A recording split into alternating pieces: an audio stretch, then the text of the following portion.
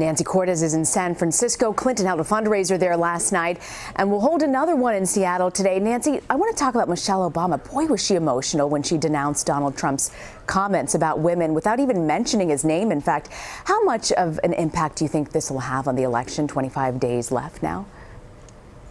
You know, I think it was something that really opened people's eyes, Rena, because first of all, nobody saw it coming. It wasn't telegraphed that she was going to give this powerful speech, and you can't fake something like your voice shaking as you talk. So it was clear that it was very personal to her. These weren't just words that were handed to her from some speechwriter, but she had an actual role in figuring out what she wanted to say. And she essentially threw her usual script that she takes on the road with her to talk about Hillary Clinton away and talked solely about Donald Trump, and not just his actions and what he's been accused of lately, but also his words and how even words can affect women's self-esteem and can affect the way that girls see themselves and the way that boys see women as they're learning how to be men. So this was a speech that was meant to reach out primarily to women, but also to men. She said, you know, the men I know don't speak like this, and the men I know don't need to talk like that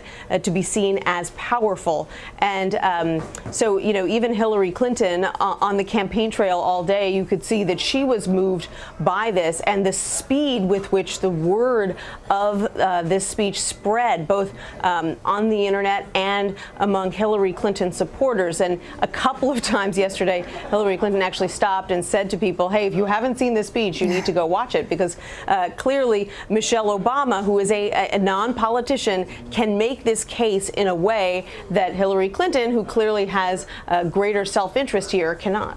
It's a good point, Nancy. I want to ask you, though, as we heard in your piece, we learned from the latest batch of emails that were leaked that the Clinton campaign actually tried to get the Illinois primary moved to a different date. How is she explaining that? And is the campaign concerned that this plays right into Donald Trump's claim that the establishment is trying to rig the election? You know, this is not unusual.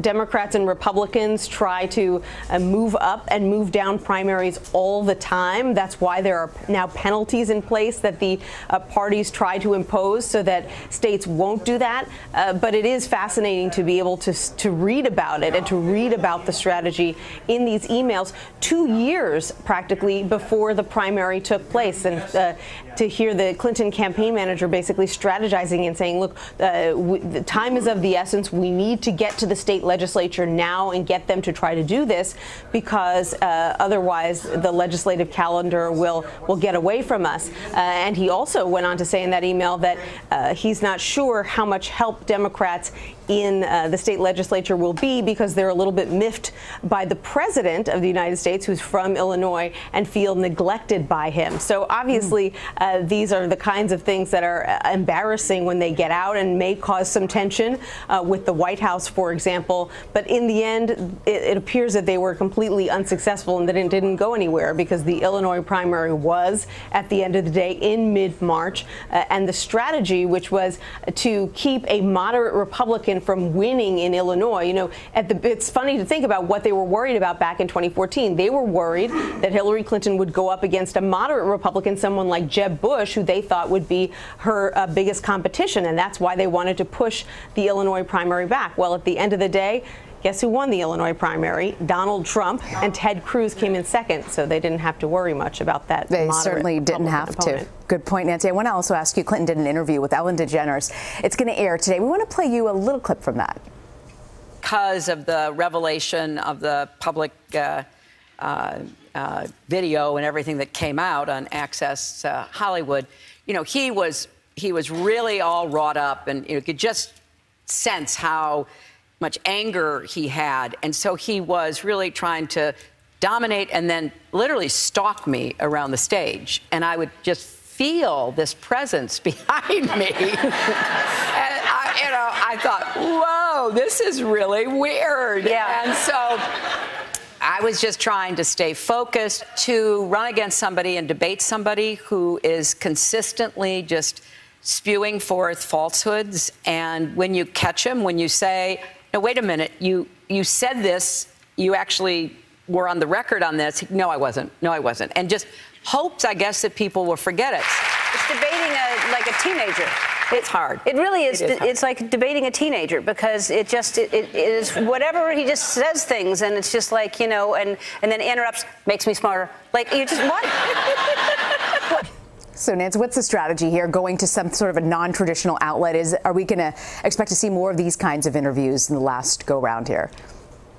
The strategy here, and we saw President Obama do it in 2008, is that when you're ahead, you don't want to make any mistakes. So you open yourself up to mistakes and to unexpected questions when you do an interview with the press, with reporters who follow you on the campaign trail, or with anchors or with newspapers. And so what do? You go to a very friendly interviewer, someone like Ellen, someone you know is not going to ask you tough questions and is going to allow you to show your personality without getting into any real mines that you didn't want to step in. And so, you know, it's a great format for her. Ellen DeGeneres is a huge supporter of hers. She was supposed to actually tape that interview a couple of weeks ago, but had to cancel because of her pneumonia diagnosis. So, in a sense, she's making up for lost time. That's part of the reason we're out here on the West Coast right now. She had fundraisers to do, but she had that interview to do with Ellen as well. And I think, you know, you're seeing she did that spate of interviews with reporters and was coming back on the press plane quite a bit back in September. And now that her lead over Donald Trump has grown, we're not seeing her at the back of the plane quite as frequently as we did before. But who doesn't love Ellen? It's hard not to cheer for Ellen. She's a lot of fun to watch. Nancy Cordes. No question. Our Nancy Cordes in San Francisco. Nancy, thank you for joining us. You're welcome.